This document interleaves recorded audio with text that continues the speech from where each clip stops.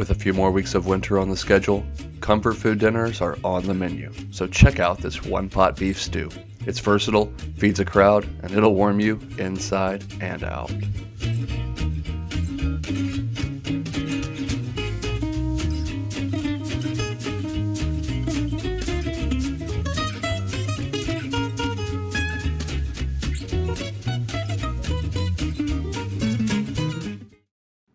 Alright, we'll get our prep work out of the way here, and that begins by topping and tailing one yellow or brown onion. Then we'll go ahead and cut that in half, and then we'll just chunk it up into large bite-sized pieces. We're going to cook this down, so these are mostly going to dissolve into our stock and broth.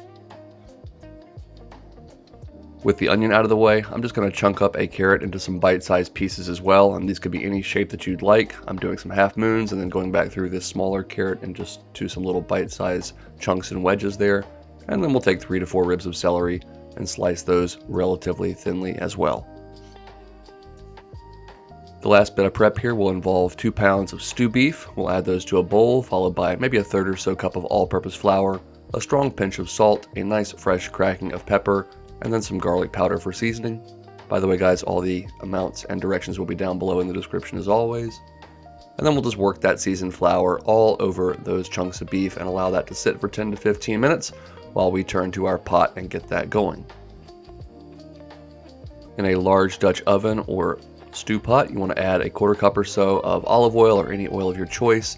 Get that up to medium-high heat, and we're going to brown this beef in batches. Got about half of it going in, and we'll get a nice golden brown sear on that bottom side, spreading everything out into as much of an even layer as possible.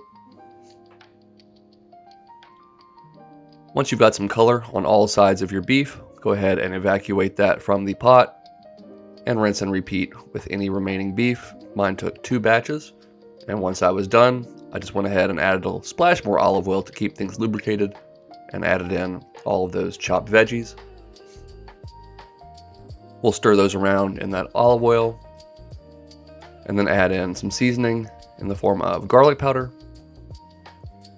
about a heaped teaspoon of Italian seasoning, and then of course some fresh cracked pepper and a pinch of salt.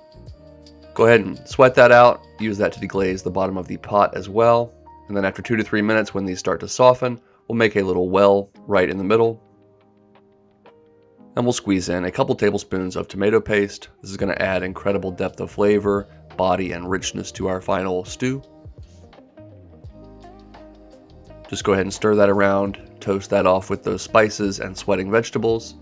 And then once that tomato paste is starting to go brown, we'll go ahead and deglaze this pot one last time with some red wine. If you don't want to use wine, that's fine. This could just be beef stock or even water. Go ahead and stir that around, scrape up all fond off the bottom of the pot and the sides of the pot as well. Then we'll return our beef to the pot along with any resting juices. And we'll add in a few cups of beef broth or beef stock. Homemade would be amazing here, but a good quality box stock will be just fine. For some extra funk and umami, I'm going to shake in some Worcestershire sauce. Again, just scrape up all that great flavor from the bottom and the sides of that pot. Bring this up to a simmer. We're going to cook it with the lid partially cracked for about an hour and a half or so, stirring a couple times in between. That liquid should start to reduce. That beef should get nice and tender. Those veggies will get nice and soft. Let's go ahead and stir it around. You can check it for seasoning. At this point, it did not need anything, so I went ahead and added in about 1 pound of potatoes. These are just baby reds that I cut in half. We'll go ahead and bring that back up to a simmer, again with the lid just slightly off, and cook that for another 25 to 30 minutes, at which point our potatoes should be fork tender. And our stew should be at a lovely consistency thanks to that reduced stock and the flour that cooked in there for an hour and a half or 2 hours. If you'd like it a little thicker, you can always add a cornstarch slurry. That's just equal parts cornstarch and water. But this was perfect for me, so I added a splash of apple cider vinegar. I think any long simmering stew like this needs a splash of acidity to brighten things up, so some fresh lemon juice or a splash of vinegar is just perfect.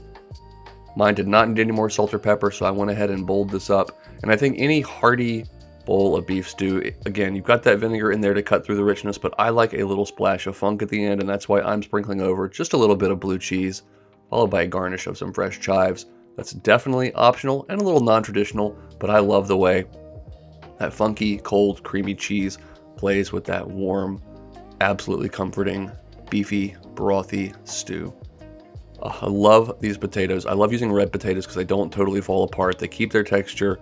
This beef is absolutely tender. It has a wonderful little crunchy, crispy exterior from that golden brown flour crust, but it is absolutely melt in your mouth tender. And this beef broth and stock is so rich from those veggies and how long it simmered. Just a beautiful bowl of comfort food that's quite easy to make. Just takes a little bit of patience.